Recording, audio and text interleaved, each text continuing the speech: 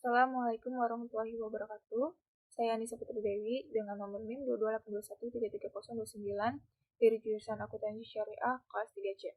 Saya di sini ingin membahas tentang aktivitas ekonomi dan bisnis pada masa Khulafa al-Rasyidin. Jadi, setelah Rasulullah wafat, pemerintah diteruskan oleh Khulafa al-Rasyidin, yaitu khalifah-khalifah yang ditunjuk dan dipilih menjadi kepala negara dan pemerintah sekaligus sebagai pemimpin umat Islam. Sahabat Rasulullah yang menjadi Khulafaur Rasyidin ada 4 orang, yaitu ada Abu Bakar Siddiq, Umar bin Khattab, dan Utsman bin Affan, dan Ali bin Abi Thalib.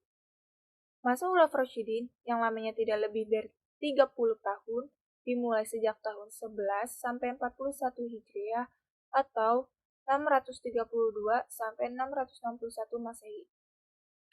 Keempat khalifah ini meneruskan perjuangan Rasulullah SAW dengan cara dan gaya mereka yang berbeda-beda. Mengenai kebijakan di bidang ekonominya pun, keempat khalifah ini memiliki langkah yang berbeda. Pada masa Khulafaur Rasyidin ini, sistem ekonomi yang telah terbentuk berkembang lebih jauh dan menemukan bentuk yang ideal.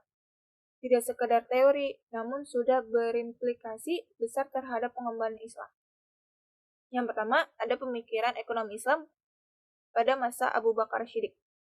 Setelah Rasulullah wafat, kaum muslimin mengangkat Abu Bakar menjadi khalifah pertama. Abu Bakar mempunyai nama lengkap Abdullah bin Abu Qufa al-Tamimi. Pada masa pemerintahan Abu Bakar tidak berlangsung lama, hanya sekitar 2 tahun. Setelah berjalan 6 bulan dari khalifahnya, Abu Bakar pindah ke pusat kota Madinah dan bersamaan dengan itu sebuah Baitul Mal dibangun. Sejak menjadi khalifah, kebutuhan keluarganya dipenuhi oleh kekayaan dari Baitul Mal itu. Abu Bakar diperbolehkan mengambil 2,5 atau 2/3 dirham setiap harinya dari Baitul Mal dengan beberapa waktu. Ternyata tunjangan tersebut kurang mencukupi sehingga ditetapkan 2.000 atau 2.500 dirham dan menurut keterangan 6.000 dirham per tahun. Menurut keterangan 6.000 dirham per tahun. Beberapa waktu menjelang wafat Abu Bakar, ia banyak menemui kesulitan dalam mengumpulkan pendapatan negara, sehingga ia menanyakan beberapa banyak upah atau gaji yang telah diterimanya. Ketika diberitahukan bahwa jumlah tunjangan sebesar 8.000 dirham, ia langsung memerintahkan untuk menjual sebagian besar tanah yang dimiliki dan seluruh hasil penjualannya diberikan kepada negara dalam menjalankan pemerintahan dan roda ekonomi masyarakat. Roda ekonomi masyarakat Madinah, Abu Bakar sangat memperhatikan keakuratan perhitungan zakat.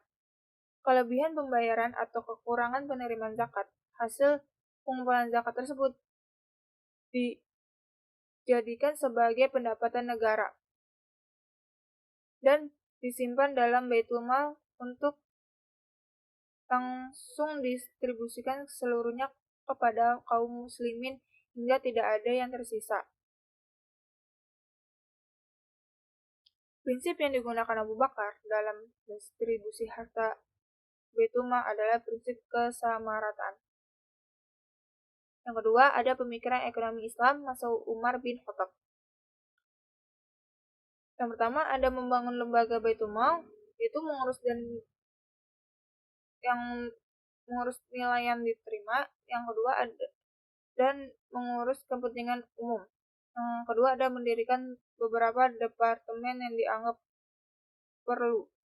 Yang pertama ada Departemen Pelayanan Militer, Departemen Kehakiman Eksekutif, Departemen Pendidikan dan Pengembangan Islam. Yang terakhir ada Departemen Jaminan Sosial. Yang terakhir ada pendirian lembaga Al-Hisbah, yaitu ada Mustasib, Muhtasab Alaih, mus musahtab fi nafs al-ihtisab. Selanjutnya ada pemikiran ekonomi Islam pada masa Utsman bin Affan, yaitu keuangan publik, keuangan sosial, dan infrastruktur.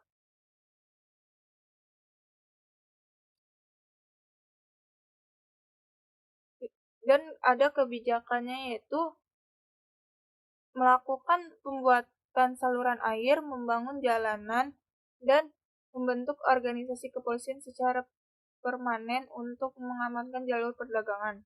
Yang kedua ada bentuk armada laut kaum muslimin hingga berhasil membangun supremasi kelautan di wilayah Mediterania dan berhasil membangun pelabuhan pertama negara Islam di Semenanjung Syria, Tripoli, dan Barca di Afrika Utara. Yang ketiga, tidak mengambil gaji dari kantornya, bahkan menyimpan uang di bendahara negara. Yang keempat, ada mempertahankan sistem pemberian bantuan dan satuan serta memberikan sejumlah besar uang kepada masyarakat yang berbeda-beda. Yang kelima, ada dalam hal pengelolaan zakat, pemilik harta diberikan keleluasan untuk menafsirkan harta sendiri, dibebaskan zakat atas harta terpendam. Yang terakhir ada menaikkan dana pensiun sebesar 100 dirham dan memberikan ransum tambahan berupa pakaian. Memperkenalkan tradisi mendistribusikan makanan ke masjid untuk fakir miskin dan musyafir. Selanjutnya ada pemikiran ekonomi Islam pada masa Ali bin Abi Thalib.